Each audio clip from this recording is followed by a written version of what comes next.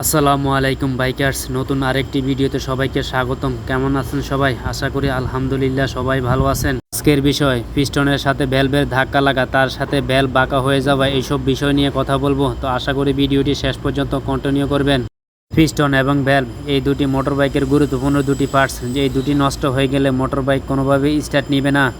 এর কাছে চলমান বর্তমান মোটরবাইকটি হচ্ছে হোন্ডা ব্র্যান্ডের একটি মোটর X5 মডেলের। এই মোটর বাইকটির ধারণ ক্ষমতা বা সিসি হচ্ছে যে 100 সিসি। কাস্টমারের ভাষ্য মতে চলার পথে হঠাৎ করে একটি শব্দ করে মোটর বাইকটি বন্ধ হয়ে গিয়েছিল। তারপরে এই মোটর বাইকটি আর কোনোভাবে স্টার্ট দেওয়া সম্ভব হয়নি। যদিও এর আগে এই মোটর বাইকটি টপ সেট থেকে বাজে নয়েজ আসতো। কাস্টমারের কথার সূত্র ধরে সর্বপ্রথম আমি মোটর বাইকটির কিক স্টার্ট দিয়ে সেটির পিস্টনের কম্প্রেসার চেক করে নিলাম। বিষয়টিকে ভালোভাবে নিশ্চিত করার জন্য প্লাগটিকে খুলে নিয়ে নিজের মতো করে আবার কম্প্রেসারটি চেক করে নিলাম। তখনই ফাইনালি নিশ্চিত হলাম যে মোটর বাইকের পিস্টনের কম্প্রেসার মোটেও নেই। পিস্টনের কম্প্রেসার যেহেতু নেই, সেহেতু মোটর বাইকের টপ সেটটিকে খুলতে হবে এবং প্রত্যেকটি জিনিস ভালোভাবে চেক করতে হবে।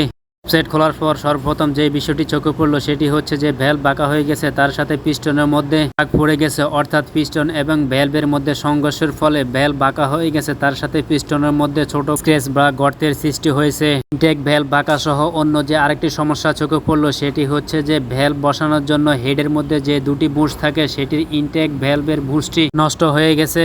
আর এই ধরনের বুশগুলো নষ্ট হয়ে গেলে বা ভেঙে গেলে লেদে নিয়ে কাজ করাতে হবে, আর নয়তো বা নতুন আরেকটি হেড নতুন করে লাগাতে হবে। আর এই ধরনের সমস্যাগুলো বেশ কয়েকটি কারণে হতে পারে। তার মধ্যে প্রথম সমস্যাটি হলো যে মোটরবাইকের টাইমিং চেনের মার্কিং সঠিকভাবে না থাকলে, তার সাথে টেপেড অ্যাডজাস্টের মাপ সঠিক না হলে, থ্রোটল এবং ভ্যালভের মাথা ক্ষয় হয়ে ভ্যালভের পিনগুলো ছুটে যাওয়া, সাথে ভ্যালভ বসার বুশগুলো নষ্ট হয়ে গেলে বা ভেঙে গেলে এই ধরনের সমস্যাগুলো হয়ে থাকে। তবে এই মোটরটির ক্ষেত্রে উপরে উল্লেখিত বেশ কয়েকটি কারণের মধ্যে অনেকগুলোই বিদ্যমান ছিল, তাই সঠিকভাবে নির্ণয় করা যাচ্ছে না যে কোনটির ফলে এই সমস্যাটি হয়েছে। সবকিছু ফাইন্ড আউট করার পর পরবর্তী কার্যক্রম হিসেবে টপ সেটকে রিস্টোর করার জন্য সর্বপ্রথম হেডটিকে লেদে পাঠিয়ে নতুন আরেকটি ভ্যালভ বুশ লাগিয়ে নিয়ে নতুন করে রিস্টোর করে নিলাম। আলহামদুলিল্লাহ, টপ সেট রিস্টোর করার পর মোটর বাইকের ইঞ্জিনের সাউন্ড একদম পারফেক্ট বা অরিজিনাল ইঞ্জিনের মতো হয়ে গিয়েছে। আজ এ পর্যন্তই, দেখা হবে অন্য কোনো ভিডিওতে। সেই পর্যন্ত আল্লাহ হাফেজ।